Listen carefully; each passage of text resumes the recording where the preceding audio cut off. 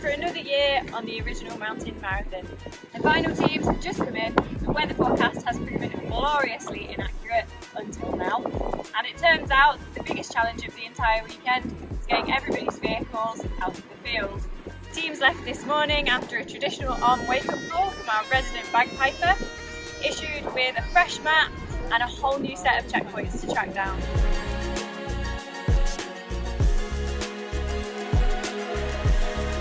The 2023 Original Mountain Marathon is drawing to a close after another successful year, and that's in no small part down to the 150 strong legendary team of volunteers who really do run the show.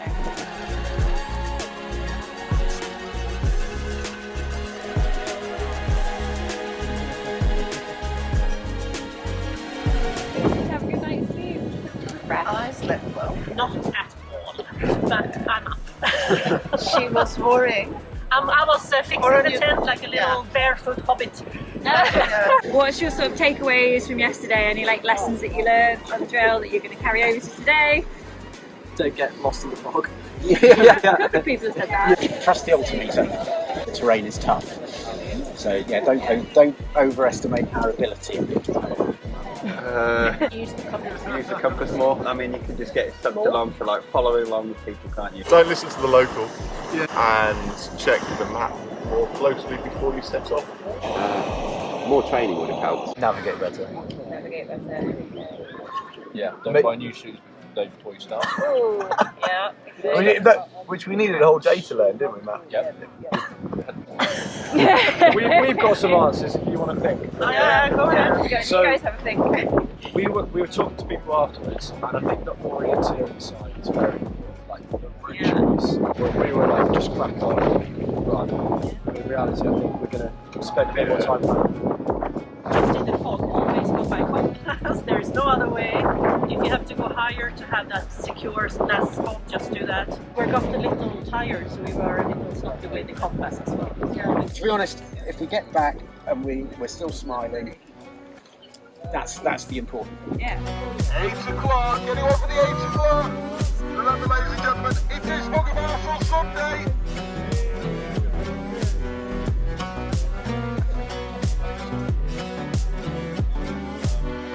Any luxury items in your packs? Something that's not on the kit list that you had to bring? Had to bring? Yeah. Where they come in small bottles? Yeah. Okay, got you. A pair of really thin long johns for night time. We saw somebody walking around in proper pyjamas earlier. Whiskey, chocolate, coffee, stimulants basically, really. Yeah.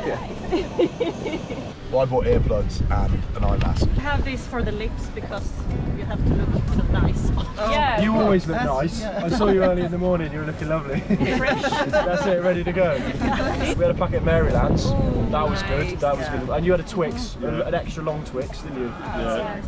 Yeah. So we got a few Twix up our sleeves. Hey. The ones I have somewhere. That's what you can eat. We've had them all the years. It's perfect. Could each of you tell me, like, respectively, what the other brings to the team? Carries Muslim's kit. Perfect. Seth did. I reckon Seth did 2/3 of the navigating, which was absolutely brilliant. Which was really good.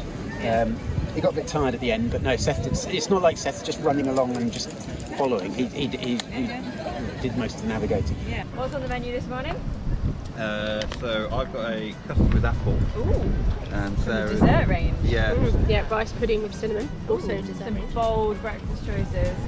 can't beat a bit of like slightly powdery porridge, can you? You don't really want that, do you? So. Bit of muesli, yeah. Apparently they're about the same, but who knows? We'll find out, maybe. Porridge and blueberries. Blueberries? Not sponsored. Yeah. Balanced. It'll work. You might have to explain what you were doing for the. Oh, right. Yeah. So I've only got a little bit of water, so I'm just keeping it warm in here and letting the porridge do its thing and keeping my legs warm at the same time.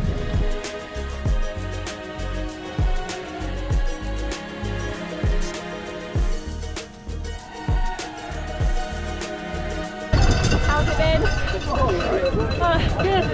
We've been so lucky with the weather. Oh, I'm really glad to finish. I want my money back. It's not real on those. In a flat campsite.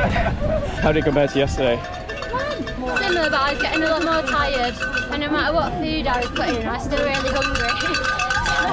So we're back at HQ with the winners of the A class, Rob and Matt here. Tell us about it, sum it up for us. I'm in a state of shock. Matt's literally speechless. We had a really good first half. That all went really well. That all really went to plan. And then we crossed the A5, so going from the Carneddau to the Glidders, and somewhere in and around the boggy Tussock Fest, Matt's mojo is still there.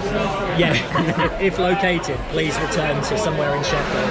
So I think that made the second half feel a lot harder, and therefore when we got to camp, we assumed there'd be someone quicker.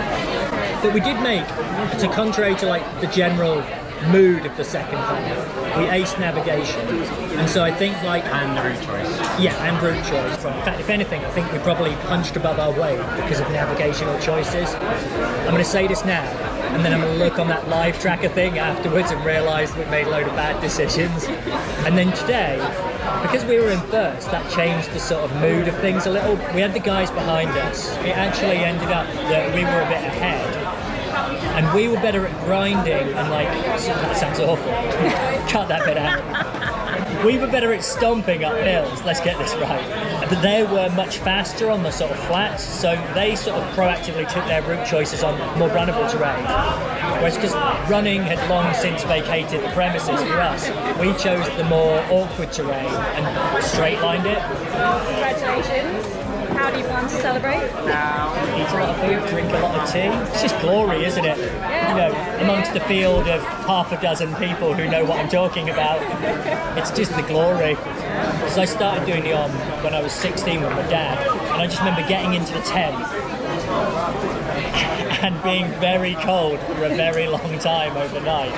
So this was bountiful. Okay, so a question that we've been asking everyone, we've got some really great answers so far. So obviously, you've got your kit list, so you've got all the prerequisites, ticked everything off.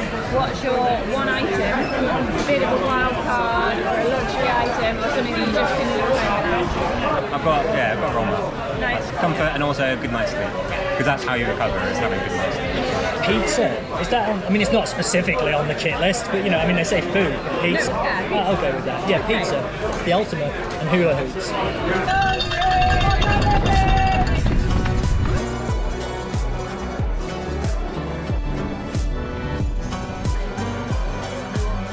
Entries are now open for next year's event, which will be our 55th, and will be taking us to the southern Highlands of Scotland. See you there. Nice bubble. That's a brother. This is a family thing, and this is the sister here. Brilliant. This is the cousin here and a friend here. Fantastic. Brilliant.